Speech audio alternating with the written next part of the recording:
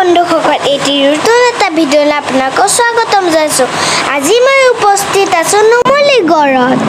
এয়া হ'ল নুমলীগড়ৰ পৰা ডিমাপুৰলৈ যোৱা ৰাস্তা। নুমলীগড়ৰ দেওপাহাৰৰ সময়ত নৰকাসুৰ ৰজাৰ ৰাজমহল আছে। আপোনালোকে চাব পাৰিছে ইমান ধুনীয়াকৈ গছত এটা মৌ লাগি আছে। নুমলীগড়ৰ পৰা এতিয়া মই আহি গ'লোঁ বোকাঘাট। সম্পূৰ্ণ ভিডিঅ' কেইটা চাবলৈ মোৰ চেনেলটো ছাবস্ক্ৰাইব কৰি দিবা আৰু বেল আইকনটোকো দবাই দিব দেই। এতিয়া মই গুৱাহাটী ফালে গৈ আছোঁ আৰু ৰাস্তাত কি পাওঁ আপোনালোকে চাই থাকিব। আপোনালোকে জানেনে এইটো মই কি খাই আছোঁ? এইটো মই খাই আছোঁ বৰফ, সেয়াও 10 ৰুপিছত। এতিয়া মই আহি পাই গ'লোহি হালধিবাৰী বুঢ়ীমাই থান।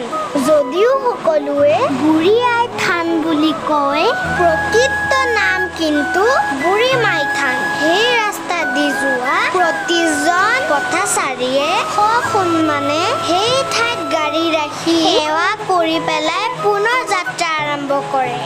ৰাস্তাৰ দাঁতিতে এটা প্ৰকাণ্ড শিল এটা আছে। ৰাস্তা বনাই থাকোঁতে এই শিলটো উঠাবলৈ নোৱাৰিলে কিয় জানেনে? ৰাস্তা বনোৱা ইঞ্জিনিয়াৰজনৰ সপোনত মা দুৰ্গা আহি পেলাই কৈছিলে যে তুমি এই শিলটো কোনো কাৰণতে ইয়াৰ পৰা আঁতৰ কৰিব নোৱাৰা, কাৰণ মই এই শিলটোতে জিৰণি লওঁ। মা দুৰ্গাৰ কথা শুনি ইঞ্জিনিয়াৰজনে শিলটো তাতে থাকিবলৈ দিলে। মোৰ ভিডিঅ' কেইটা চোৱাৰ কাৰণে আপোনালোকক ধন্যবাদ জনাইছোঁ।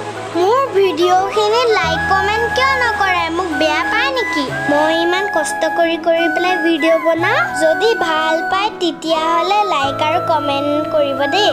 আজি এই ভিডিঅ'টোৰ পৰা মই বিদায় লৈছোঁ। পুনৰ লগ পাম নতুন এটা ভিডিঅ'। Bye bye.